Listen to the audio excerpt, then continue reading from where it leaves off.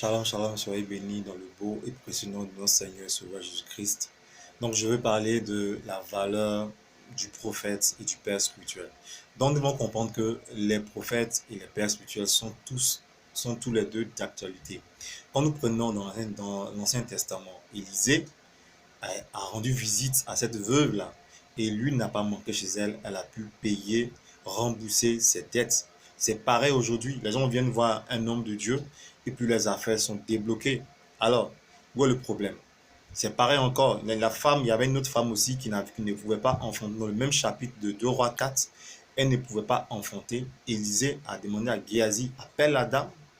Et la Bible dit que Élisée a dit à la dame que l'année prochaine, à la même date, à la même époque, tu vas enfanter. La femme au début ne croyait pas, mais elle a pu enfanter à cause du ministère d'Élisée. Aujourd'hui, ça existe. Nous pouvons déclarer des paroles dans la vie de certaines personnes et la chose se réalise. D'où vient le problème? C'est qu'il y a des gens qui sont là et qui jalousent le ministère des prophètes, qui ont une mauvaise, je peux dire, appréciation des âmes. Quand vous faites la guerre des âmes, vous enseignez mal vos fidèles. Comment quelqu'un peut être dans l'église rempli de cancer, de maladies et autres, et on dit que oui, je vais aller au ciel. Il n'y a pas de problème, tu iras au ciel. Mais s'il y a un prophète qui peut prier pour toi, tu seras guéri. Voilà pourquoi aujourd'hui, dans nos églises, nous voyons toutes sortes de maladies, toutes sortes d'impuissances, toutes sortes de faiblesses, parce que quelque part, le ministère du prophète ou bien du père spirituel n'est pas reconnu totalement, surtout dans la zone francophone, où les présidents ne connaissent pas la valeur des hommes de Dieu. Vous voyez? Donc c'est vraiment important. Tout ce qui existait dans la Bible, tout ce qui existe dans la Bible est d'actualité aujourd'hui. Il faut quelqu'un pour lever la voix, pour que les nations soient, je peux dire, retrouvées, pour que les politiques soient, je peux dire, dans une pensée de Christ. C'est ça la valeur du prophète. Pourquoi est-ce qu'après le culte, les gens s'asseyent pour recevoir des instructions, des enseignements de l'homme de Dieu? C'est parce qu'il est dans la dimension du prophète.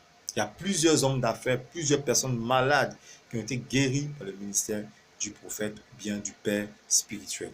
Un père spirituel va t'instruire, il va te donner des instructions, il va t'ouvrir l'esprit. Voilà, il va t'enseigner, t'apprendre des choses. Toute cette affaire de coach que vous apprenez partout, le coaching, c'était copié sur les pères spirituels.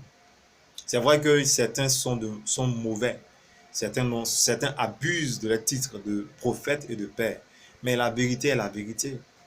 Le père spirituel existe, le prophète existe. Donc, il faut rester positif dans la tête. Il ne faut pas comparer les gens, il ne faut pas juger les gens, mais il faut dire à Dieu que j'ai besoin de ton plan dans ma vie. Et Dieu va te montrer celui qu'il te faut pour que ta vie avance. Mais aucun père spirituel, aucun prophète ne doit prendre la place de Dieu dans la vie d'un chrétien. Donc, que Dieu nous aide et que Dieu nous bénisse. Shalom.